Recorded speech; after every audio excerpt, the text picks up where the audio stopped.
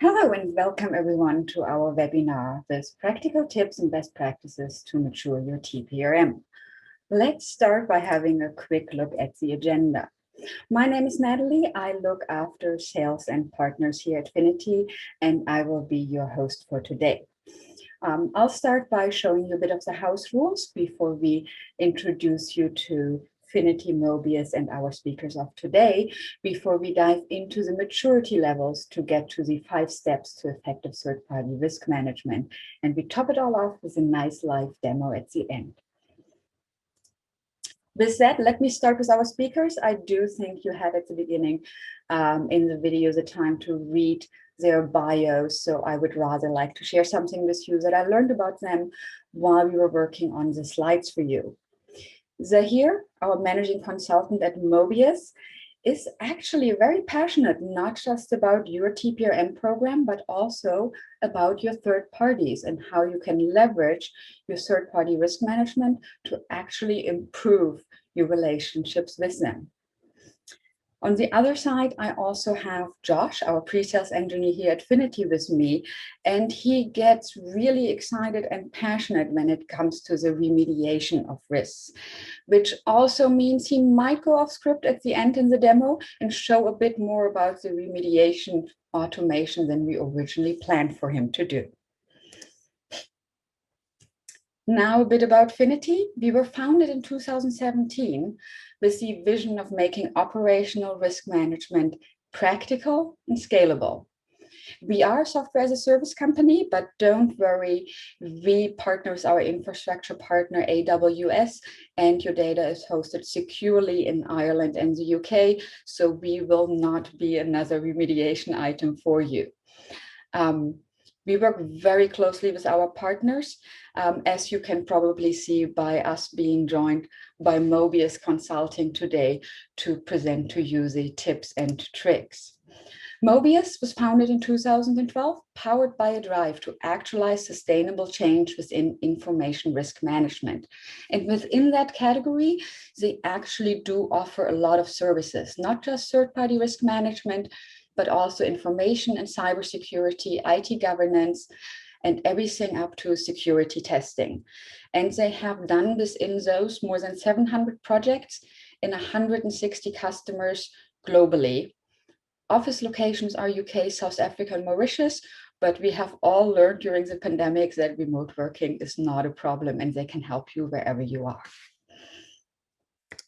Before we dive into the maturity level so that you get a general overview to help you gauge where you stand, I would like Joshua to give us a bit of an overview of TPRM and the different use cases within that.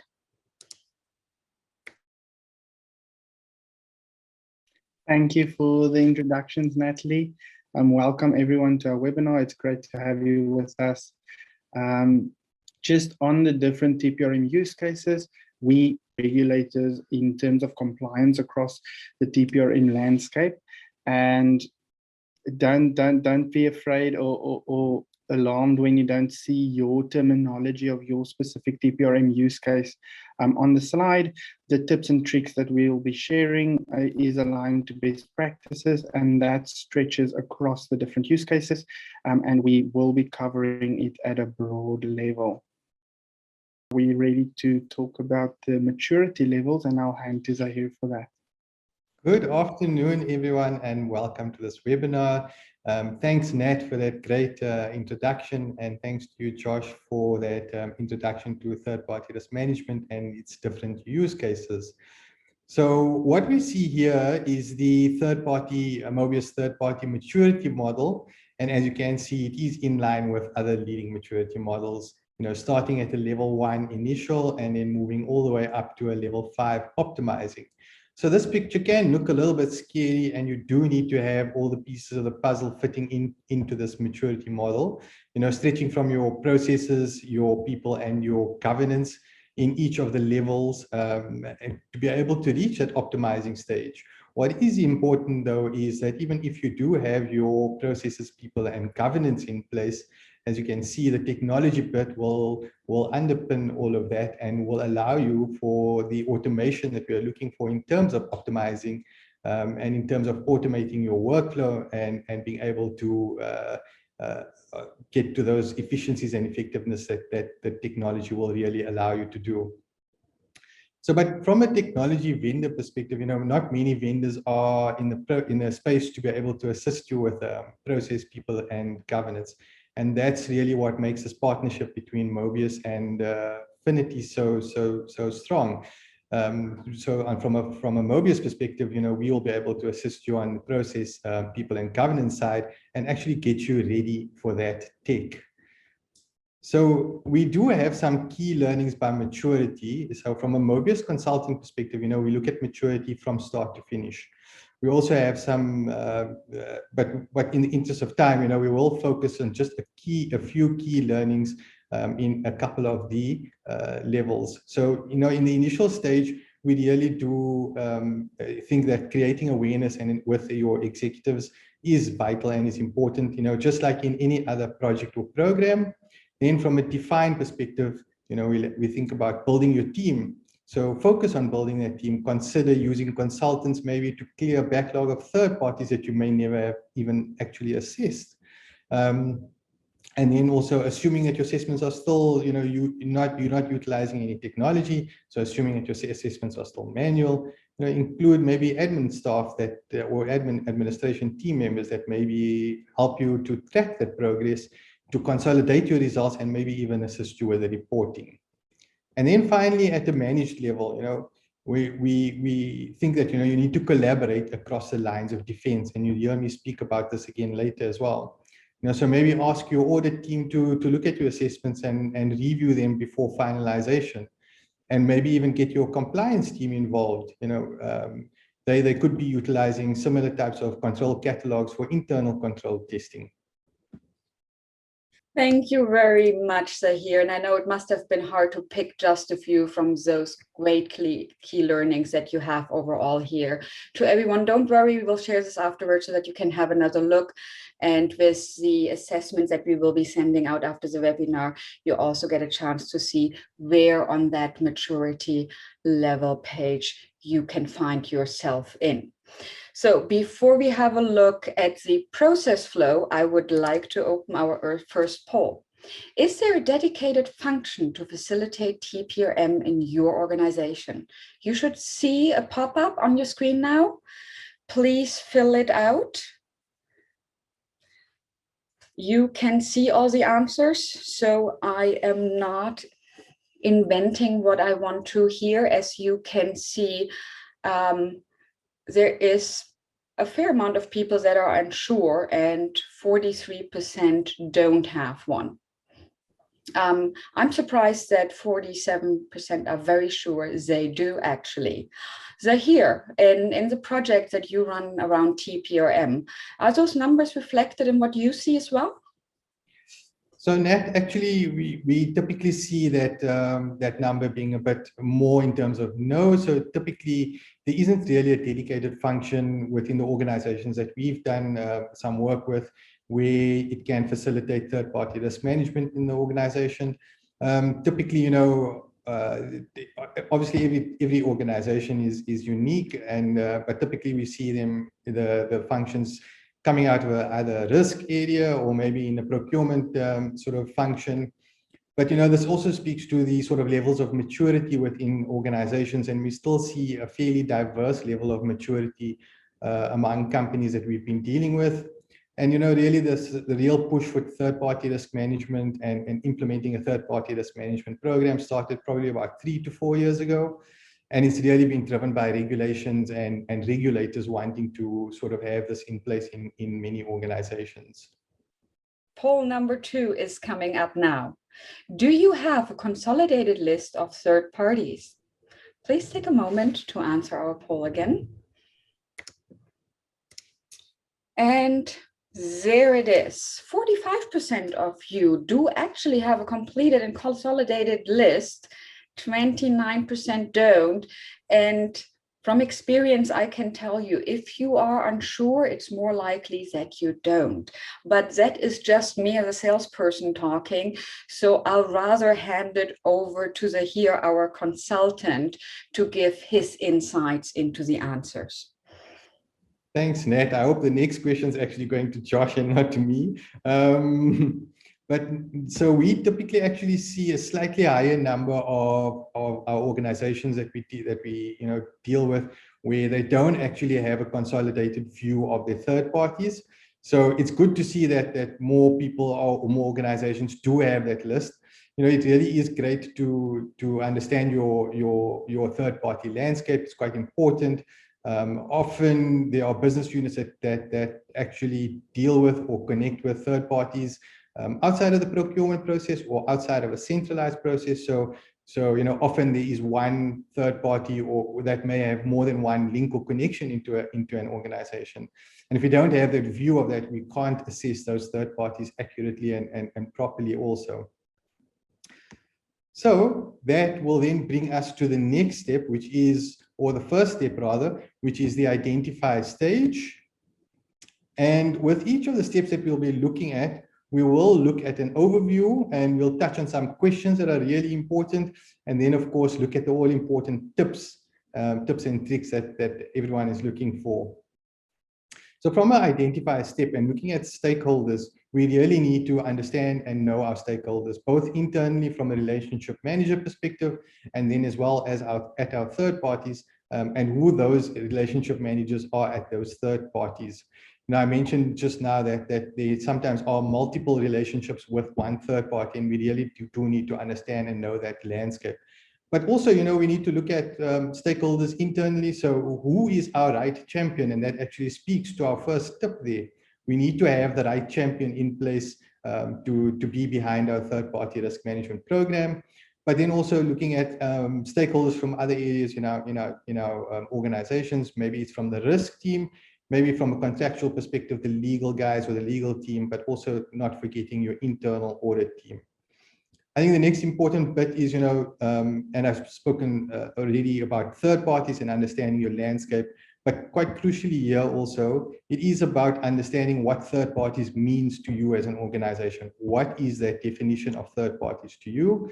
Often it might not only be a paid third party. We may be looking at affiliates or maybe associations or other partners where information of ours and critical maybe personal information that is flowing from us to our external third parties. So yeah, and then I spoke about the business units contracting with third parties outside of a normal contracting process. So it's key to be aware of our third party landscape and understand that completely. And then lastly, just in terms of socialization and change management, we really do need to sort of have all the right stakeholders and make sure that they understand what it is that's coming to them and socialize that sort of assessment and the profiling that is coming to them. So we need to identify who needs to be included, and we need to ensure that they are that socialization going towards them is done properly and well. That's some great insights there. Thank you. And the questions that typically we recommend our customers to ask themselves during this step is to make sure that they are aware or know where does TPRM fit in their organization. You talked about that collaboration across the different lines of defense. And that also ties into the other question around the risk ratings that you use for your assessments. Is that aligned to what group ERM is doing? And it really also speaks to that point of understanding your risk landscape and whether or not your assessments are fit for audience. And that also speaks to the different types of assessments and how technical the language is maybe. It could be too technical for them. Yeah, Josh, I definitely agree with you. Having those sort of risk ratings aligned with your enterprise risk management is quite crucial and key. So I've mentioned in terms of tips, having the right champion behind us. And then also we've discussed already and we've mentioned about knowing your right relationship managers and making sure we have a good view of our third-party risk landscape. And then also Josh just spoke about having your questions or your assessments and your control questions fit for audience. We don't want to have a situation where your assessments or your control questions are actually too technical, like Josh actually just mentioned.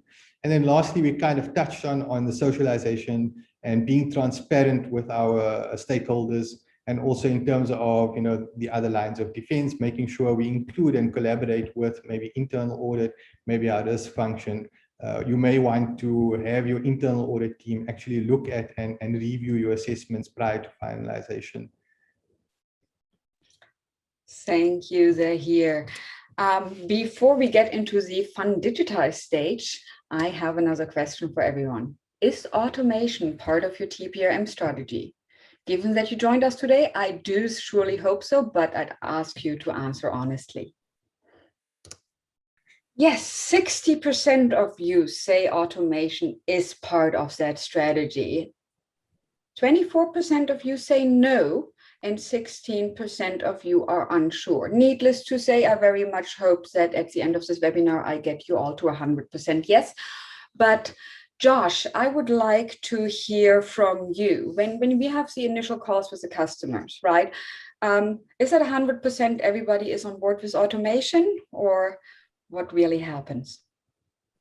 No, so not everyone is always at a level of maturity where TPRM, where automation is already part of the TPRM strategy. There's definitely interest, because obviously they're willing to listen to us and see what we have to offer from an automation perspective. So they're definitely thinking about it already.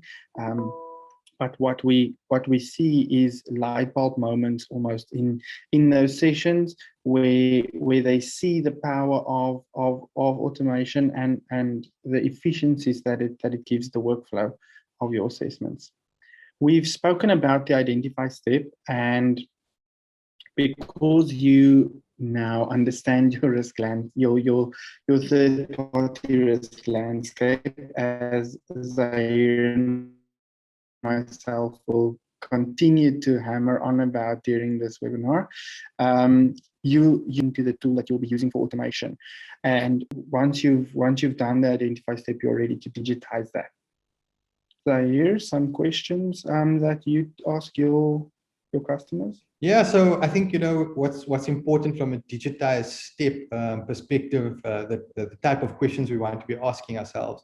So we've really already in the identify step looked at and identified stakeholders, but now we're potentially using automation, we're using a technology. So do all the relevant people have the right access? We need to make sure that the right people have the right access to our automating tool. And then also we've spoken about transparency and collaboration. So we need to ensure that our socialization is correct and that those communication templates have been completed. Are the socialization templates appropriate for your audience? Will they understand sort of in plain English what it is that is expected out of them? And then lastly, do we have a TPRM workflow mapped out? How does that look like in your organization? How will that work, especially with a technology implemented, such as the tool from Phinity? It's really important what you just mentioned about having that workflow mapped out, Zaheer.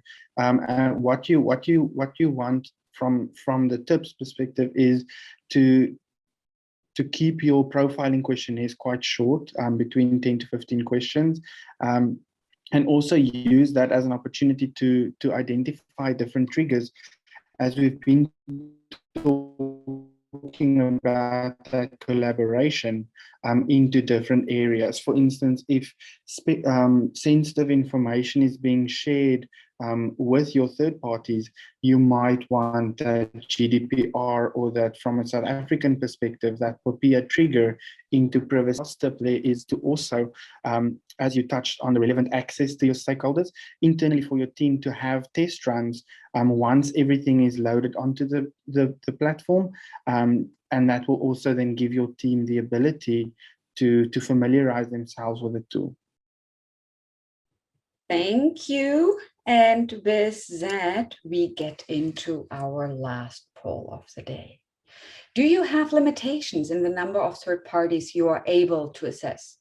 So the current stage that you are in your TPRM strategy, any limitations? Thank you to the 56% for their honest answer. I'm just joking, but it is overwhelming, right? How many people are unsure or do have to admit that there are limitations. Josh, any limitations when you go to automation? What we see with our customers is that we are able to greatly improve their trouble. So we definitely see some limitations in the reach that our customers have to their third parties. One example that we have is that an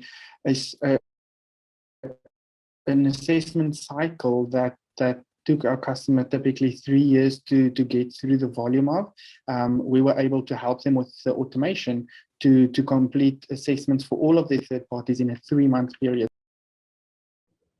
Wow, Josh, that really does show the power of automation. You know, being able to bring that time frame down from 3 years to 3 months is quite amazing. So now we're stepping into the assess part of the workflow. So really in an assess step, you know, we need to look at our profiling assessments, and really the aim here is to determine your inherent risk. You know, those inherent risk outcomes can determine from your third party perspective which of those third parties fit into a high, medium or low bucket. And you know, that allows you to also determine whether you would like to maybe take your high and mediums and give them a more in-depth assessment, rather than your low risk third parties, and maybe do them a sort of a lighter type of assessment, depending on what kind of assessments you are doing. Of course, from the control assessment point of view, Josh just pointed out how much the automation can assist in bringing down timeframes. But yeah, if we, you know, with tech in place, there should be no more of those sort of spreadsheet type kind of assessments. So that should also bring out a lot more efficiencies, especially with the automated workflows. Also, like Josh mentioned, in terms of timeframes, it also allows us to assess a larger number of third parties. And then it's also important to remember to review the assessments, you know, and understand what those risks are that are coming from our third parties. And often we may need more evidence to kind of support those responses from our third parties. You can't always believe what your third party is telling you. So it's good to have those review sessions in terms of your risk responses or your responses from your third parties. Just a question that we always ask our customers along in the process of the assessment step is, are all stakeholders aware of the timeframes? The push from regulators might be adding pressure on your side. And in that socialization step that you mentioned, Zaheer, have you communicated that to your stakeholders and how it affects them and your relationship with them? And then also, just touching again on that point of whether the controls assessments are very technical or whether we're doing profiling assessments, are the deadlines reasonable to align with that?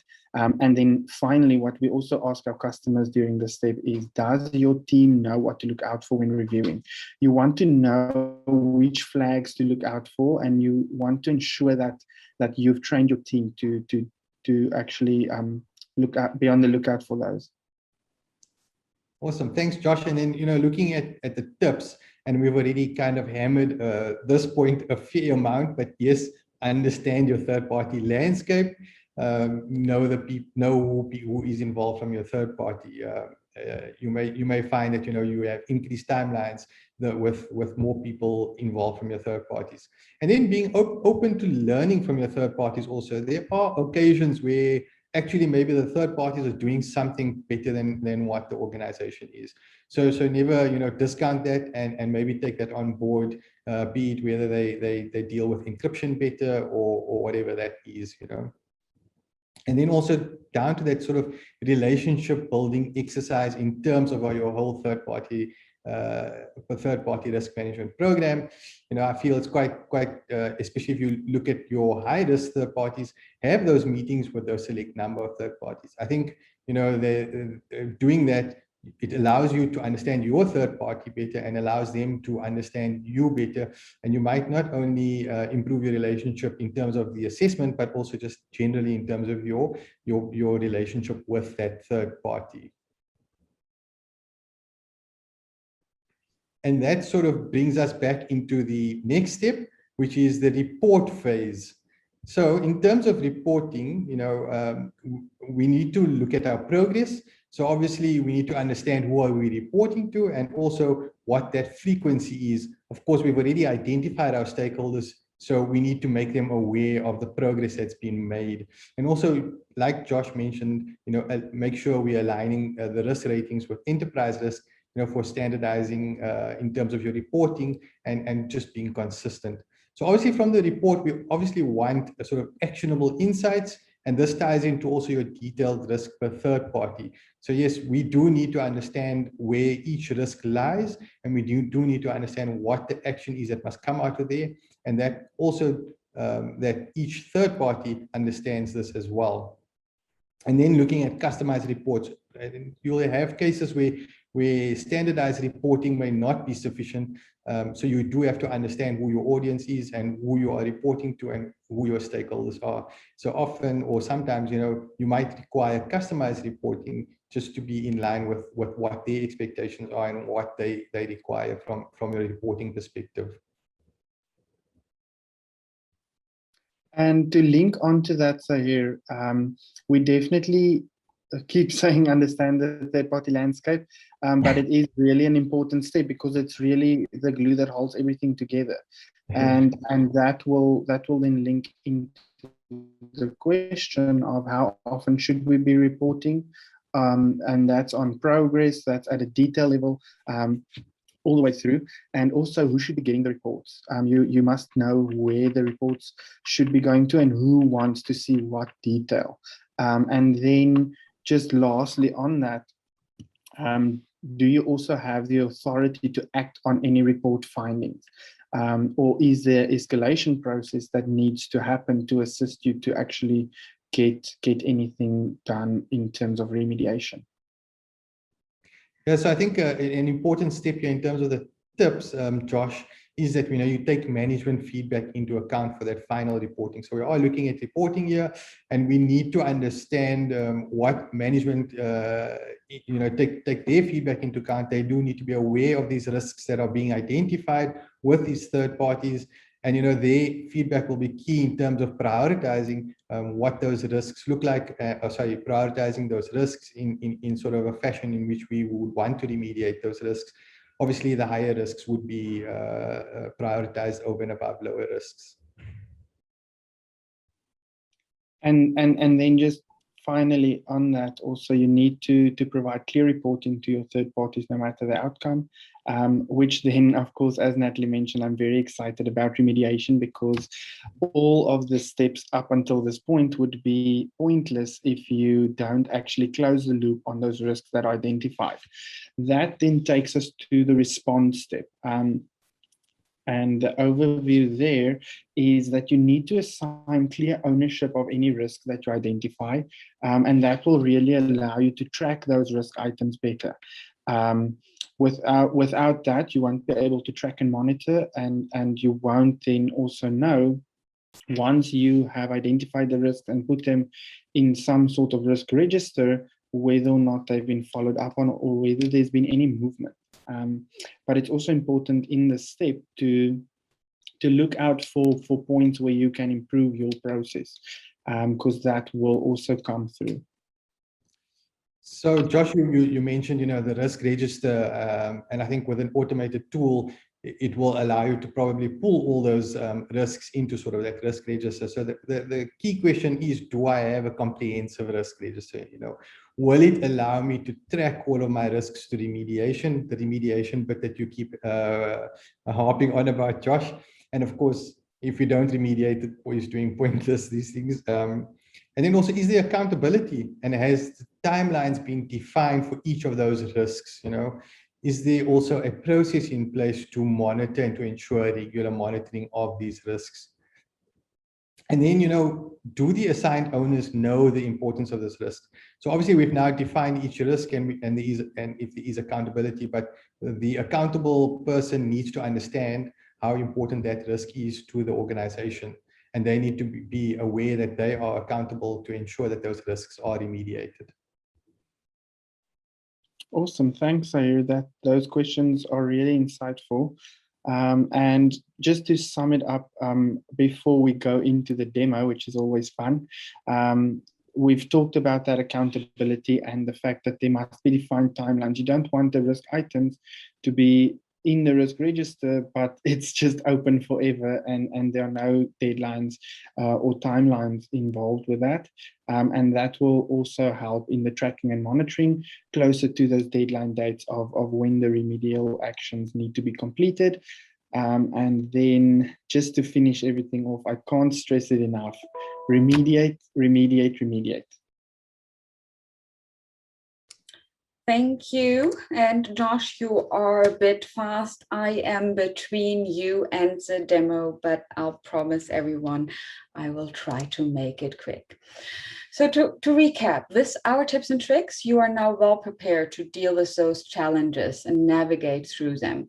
Tackling the challenge of missing automation will help you to eliminate a lot of them, as automation helps with volume, accountability, and brings overall just a lot of many benefits to your TPRM. It doesn't matter how much increase in compliance requirements there are, how many more third parties you have to assess. The TPRM automation will definitely help you with that, while at the same time automating also your reporting and helping you to manage this risk by also giving you more time for the well-beloved remediation.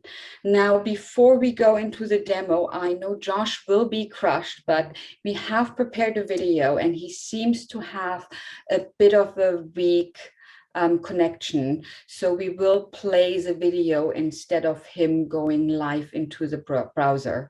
And for everyone that still wants a live video as a live demo, just reach out to us. We are happy to get in touch with you for that at a later start. And as we mentioned, what you'll have here is your consolidated risk register of all your third parties. You'll have your assessment management, where you manage all your campaigns, your reporting, and we can also upload evidence with assessments, so your third parties can actually corroborate what they're saying by supplying that evidence. And that will all be managed in one spot, which makes it very easy from an audit trail perspective to keep track of everything that's happening in your process. If we have a look at the third-party register, you'll see all of your third-party details in one spot. You'll be able to track the relationship managers. If there are changes in your stakeholder environment, you'll be able to update all of that in one place. You'll be able to also, in this view, see the risk profiles associated with your third parties, and you are also able to customize and edit all of these columns. The naming conventions can be aligned to your process, and we also then, from that audit trail perspective, as I mentioned, we have this detailed view that's available for any third party, and you are able to then see an entire history of that third party and the relationship it has or has had up until that point with your TPRM process. So, of course, the start and end date of the service that is provided by that third party, your relationship managers, for instance, but then also linking to these start and end dates of the service. One of our latest features that I'm very excited about, that I know will help our customers a lot, is contract management. So you're able to configure and upload your different contract types, your start and your end date, your notifications. So when that contract is coming to an end, how many days before that would you like to be notified by the platform that you need to have that conversation with your third party and look at those negotiations and the relationship there. And then, of course, you can upload that file. Then what it will also show you in this view is the assessment history. So every assessment that third party has been involved in, the status, the reporting that you can link to from here, you can actually see how they responded to those assessments, and you'll of course know whether it's an inherent risk assessment or a controls assessment. But then just from your own team and how you facilitate and administer the process of your TPRM, you're also able to raise discussion flags, and those discussion flags will also show right at the top, so you'll know what discussion points should be looked at for that third party, and then this will also be where all of the supporting files that have been submitted by your third party will live, all in one spot for you to manage that from an audit trail perspective. That's it for the third party register. If we move over into the assessment management, you'll be able to set up new campaigns to your HOTS content. So whether you do your assessments on a quarterly cycle, or whether it's an annual cycle, whatever the case may be, and also, of course, your different types of assessments, you'll set those up. So this is a view of the inherent risk assessments. This is the TPRM maturity assessment that we will be sharing with you right after the webinar, or shortly after the webinar. And if we go into the detailed view of that assessment, once we've set it up, you will then come to the management view. So here you will be able to track the progress. You'll see the start and end date. You'll be able to also configure automated reminders from the platform going out to your third parties. So no more chasing via email, which is always a great thing. It gives you time to really, it frees up your time to spend on the content, the detail, and the decision making that goes with that, and the relationship building. You will then be able to kick off your assessment campaigns by selecting the initial email there, and then you'll see the list at the bottom of all of the third parties that are part of that campaign. That's configurable, so you pick which third parties should be involved, whether you want to have your IT vendors separate from your normal general service providers, or maybe if there's insurance brokers, or things like that, or your different branches, and their teams. What you'll then do is you'll select your third parties that you want the email to go out to, if not all of them. I'm not going to do that one. I'm just going to select a few, and then what we'll do is we'll perform that action. You'll see that the email will notify you, and it will not spam third parties with multiple emails. Because we all know how much our third parties love being spammed with emails regarding assessments, but the system will not duplicate that if they've already completed their assessments. That's it from the management and administering the process. You can, of course, always edit your campaigns, but this is a COVID controls assessment, a COVID readiness controls assessment that I've also set up as an example for us today. So this is the administration view that your team will have to track the progress. You'll see the completion percentages, and you'll also, you'll be able to manage that. But your third parties won't have this view. Once that email goes off, what they will have access to is the assessment link. So if you go into the assessment, you'll also see if that assessment has already been completed. They won't be able to access it. However, if we quickly fire off this email, we will be able to access that assessment. So this is the view that your third parties will have. It will give them the context to the assessment, and then they will be able to complete that. Once they have submitted that, we will then be able to review the responses, and you can interact with those responses at an individual level. So you'll see the responses pulling through shortly. You'll see the different sections, the completion, but also at a section level, the risk outcome of that assessment, but then also your flags for your individual questions. So wherever we do have high risk, so this is a very high risk item in terms of training and awareness and employee screening. So we are able to then, my favorite, it's only my favorite because it's the most important. But the crucial step then is to add risk treatment items, treatment or actions for us to follow up on. And we are able to do that. Before we do something like that, I just quickly also want to show us the reporting capability. Of course, the detail that you need will live in the individual reports per third party, and that will be per assessment that they've completed. Then you also have select reporting, where you can set specific criteria to filter on to get specific views of your third party landscape. And then, of course, the visual dashboards for your team to configure the things that they need to keep an eye on. And then aggregated compliance reporting from a red, amber, green perspective, and then your exports.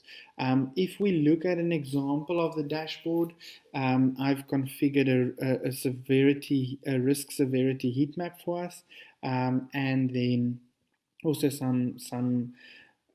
just some number charts that I want to keep track of, high and very high risk third parties, and then of those high and very high risk third parties, how many of them are IT vendors, and then also how many third parties have I not done risk profiling for yet. All of these widgets are customizable. You set it up to give you the view that you want, and there's also a lot to play with there. Then just looking at the heat map quickly, if we go back to this view, so what I will do is I will accept and close at the top. So once you've reviewed your assessment, I know I am jumping around a bit, but once your team has reviewed, they are then accepting and closing that assessment. And what it will then do on the dashboard, because that's a controls assessment, it will pull through in the reporting onto the risk heat map. And then we will, of course, jump into remediation as soon as we see these values pulling through. There you'll see, so as soon as this becomes too cluttered, you also have the ability to hide the names of those third parties. You can then save that, so you'll still see the detail if you hover over these items.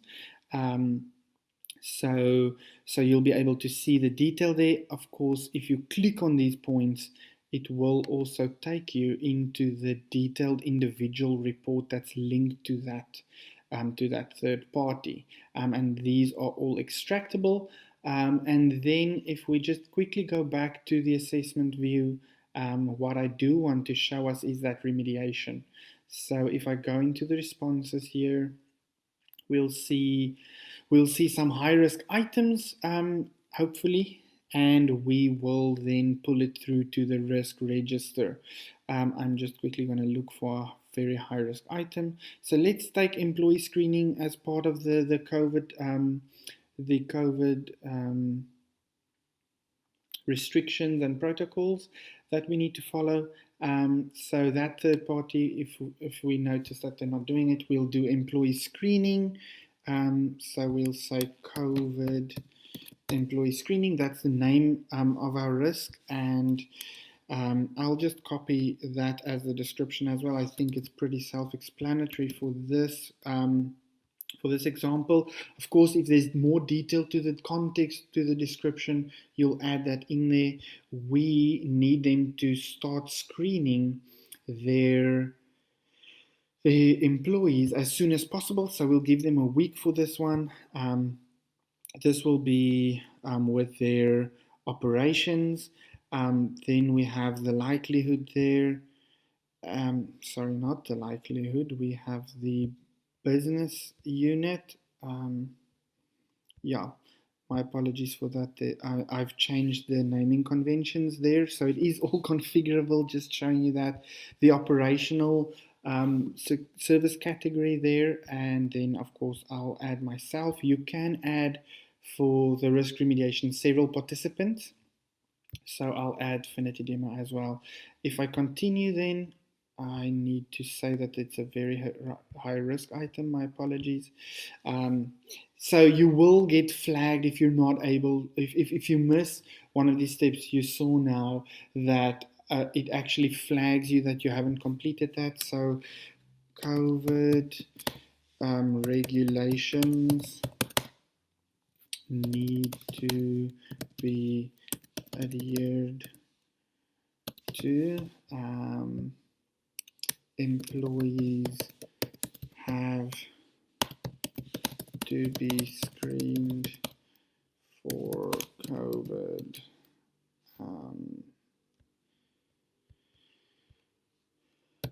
Okay, and then I'm just going to assign the email templates. The email templates are all configurable, so you have the autonomy there to align that with your processes. I'll assign this item to myself, and I'll add as an example Lee to review this, and I'll complete that item. So once we've created that item, we will have the option to navigate to the risk register module, and that's what I'll show you now. So here we have the COVID employee screening. If there are delays in the process, or if you know some context at your third party that will prohibit them from or if they're not able to start that risk item immediately, you don't have to start it immediately, but you'll see that it hasn't started. I will then say start risk item, and that email will be sent out. So now, because I assigned that item to myself, I will have to respond to this risk item and indicate in terms of percentage how far we are in implementing that control, and we'll be able to track that. If I go back to the risk item log, to the risk log, we will then see that COVID item that has pulled through. The risk register is also capable of, you can house several different sources or inputs of risks in the same risk register, so it also gives you a lot of control and ability to collaborate. For instance, there's some audit findings that are pulling through here that we're tracking. There are some items that we got from the cybersecurity team, and that is the Phinity platform in a nutshell. Thank you so much for that. Thank you for your time. Thank you for listening, and do ask questions if you have any related to the tool, and we'll be able to get back to you on that. Thank you, Joshua. You are just as amazing on video as you are live. So with that, I just want to quickly share with you the email example. You will be getting something like that from Phinity Risk Solutions. Please use the link where it says click here when you get it to fill out the maturity questionnaire. It has been created with the help of Mobius Consulting, and it is of course based on that great maturity overview that you saw earlier at the beginning of the event. And we will definitely afterwards get back to you with the answers and help you figure out where you are and how you can mature from that standing point. And with this, we actually have a few minutes left for a handful of questions. I encourage everyone that has questions, just throw them in the Q&A, and we will have a look how many we can cover.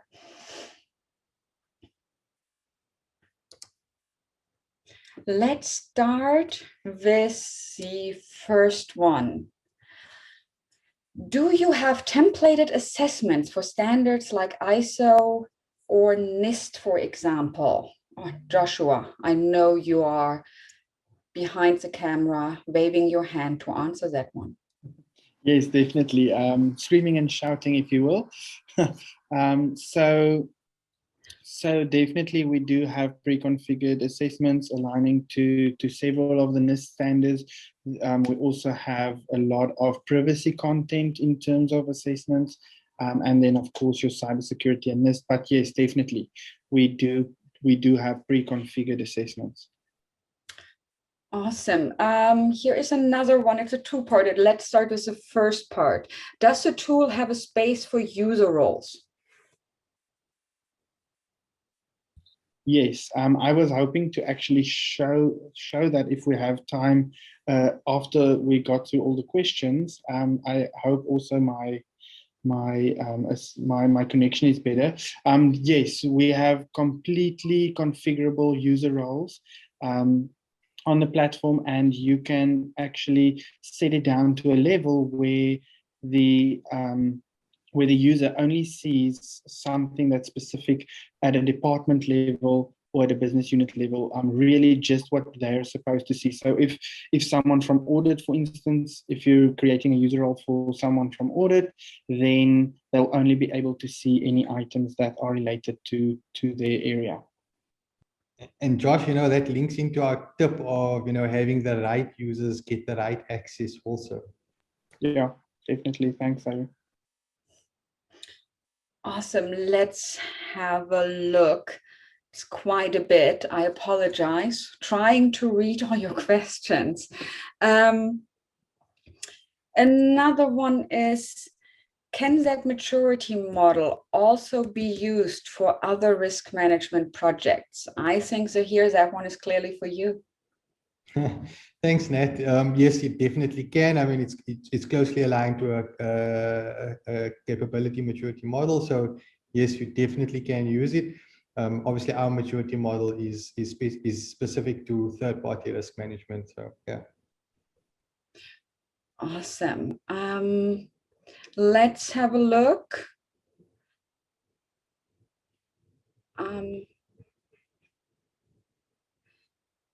We already had the upload of the questionnaire and the preload questionnaires, I believe. With that, I would say we have 2 more questions, but running out of time, and I apologize. I promise we will get back to you in an email to solve those.